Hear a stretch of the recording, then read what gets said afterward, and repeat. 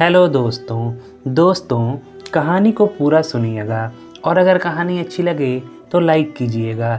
Channel को subscribe नहीं किया है तो चैनल को सब्सक्राइब कर लीजिएगा। तो चलिए स्टार्ट करते हैं। सुधा घर की सफाई में व्यस्त थी और सतीश समाचार पत्र पढ़ने में। तभी सुधा ने अनुनय के भाव से कहा, सुनो, कल शाम आंधी आ गई थी, पूरे घर में धूल ही धूल हो गई है, थोड़ी सहायता करो ना। हाय, इन अदाओं पर कौन ना मर जाए। सुधा रानी, जिस अंदाज में तुमने कहा है, भला किसकी मजाल है जो इनकार कर दे। आपको तो हरदम मजाक ही सूझता है। रहने दो, मैं खुद ही कर लूँगी। आप तो खामखा नाराज हो जाती हैं श्रीमती जी। आदेश कीजिए, क्या करना है। करना क्या है, कोई बेलदारी तो करनी नहीं है। वे पंखे थोड़े गंदे हो गए हैं, साफ़ कर दो और रैक पर रखी तस्वीरों को भी अच्छी तरह से पोंछ कर साफ़ कर देना। बस इतना सा काम अभी कर देता हूँ, कहकर सतीश जी काम में लग गए। पंखे साफ़ कर दिए।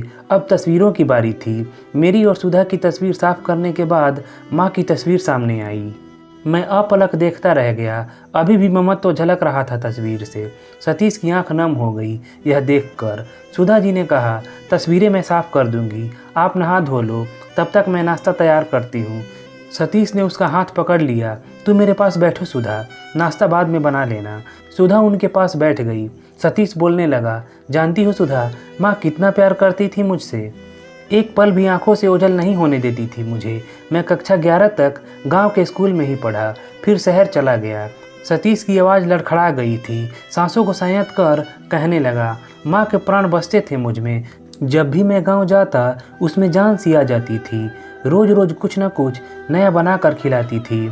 उन दिनों ना मोबाइल ही था और ना ही घर में फ़ोन, केवल चिट्ठी पत्री से काम चलाया जाता था। एक दिन अचानक रात्रि के 10 बजे गांव से एक सज्जन मुझे ढूंढते ढूंढते हॉस्टल आ गए और बोले, जल्दी चल, तेरी माँ की तबीयत खराब है। मैंने चौंक कर पूछा, क्या हुआ माँ को? यह तो पता नहीं, पर हॉस्पिटल में भर्ती हैं, तुरंत चल। कैसी तबीयत है उनकी? तबीयत तो ठीक नहीं है, इसलिए तो तेरे पिताजी ने तुझे बुलाया है, चल जल्दी चल। मैंने अपने कपड़े 5 मिनट में पैक किए और आशंकाओं के झूले में झूलता हुआ उनके साथ हो लिया। मेरी रुलाई फूटने लगी। मैंने उनसे पूछा, सच बताओ, माँ जिंदा है कि नहीं? उन्होंने कहा, मैं जब वहाँ से चला था तब तक तो जिंदा थी, अब जिंदा है कि नहीं कह नहीं सकता। मेरी छाती फट पड़ी। मैं फूट फूट कर रोने लगा। सुबह के 4:30 बजे हम लोग सीधे हॉस्पिटल पहुँचे। देखा तो माँ बेड पर चित लेटी हैं, हाथ पांव स्थिर पड़े हैं, मुंह खुला हुआ है। ऐसा लग रहा था कि माँ इस दुनिया में नहीं है। उस स्थिति को देखकर मैं कांप उठा था। मुंह से जोर की चीख निकल गई, माँ मुझे अकेले छोड़कर मत जाओ माँ, मैं अकेला रह नहीं पाऊँगा माँ। और मैं माँ से लिपट कर फूट फूट कर रोने लगा। मुझे ऐसा महसूस हुआ कि माँ के शरीर से कंपन हो रहा है। मैंने माँ को झिझोर डाला।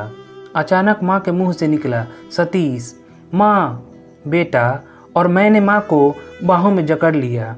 5 मिनट में माँ की चेतना पूरी तरह से लौट आई। इतने में डॉक्टर साहब भी आ गए। माँ को इस स्थिति में देखकर चौंक पड़े। मुझसे कहने लगे, बहुत भाग्यशाली हो तुम, हमने तो इनको मृत समझ लिया था। कैसे हुई ये ठीक? क्या किया तुमने? कुछ नहीं, बस माँ को पुकारा।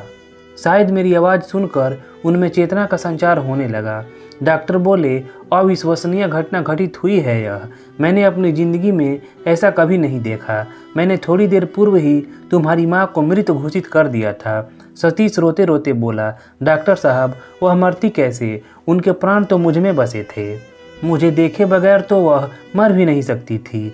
सुधा ने सतीश की आंखों से आंसू पोंछते हुए कहा, हाँ, हर माँ के प्राण अपने बच्चों में बसे हुए होते हैं। आओ, हाथ मुंह धो लो और थोड़ा नाश्ता कर लो। आशा करता हूँ दोस्तों की कहानी पसंद आई होगी। धन्यवाद।